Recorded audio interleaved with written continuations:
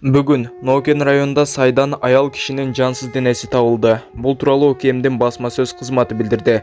Маалыматка караганда, Мас айылындагы эски Масы сайында Азият улутундагы аялдын сөөгү жаткандыгы тууралуу маалымат 102 кызматына түшкөн. Жерине 3 куткаруучу тартылып, аялдын сөөгүн суудан чыгарып, ИИМ кызматкерлерине өткөрүп беришкен. Бүгін 9 ноябрда Бишкек шаардык сотуна массалык башламандыктарга даярдык көрүүгө шектелип кармалган активист жана саясатчылардын баш коргоо чарасын өзгөртүү боюнча жактоочулардын арызы каралууда. Учурда сот БШКнын экс мүчөсү Гүлнара Журобаеванын баш коргоо чарасын кароодо.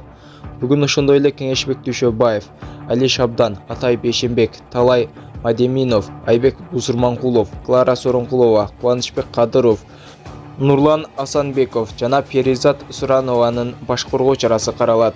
Сот Гүлнара Журобаеванын 20 декабрга чейин камакта калтырды.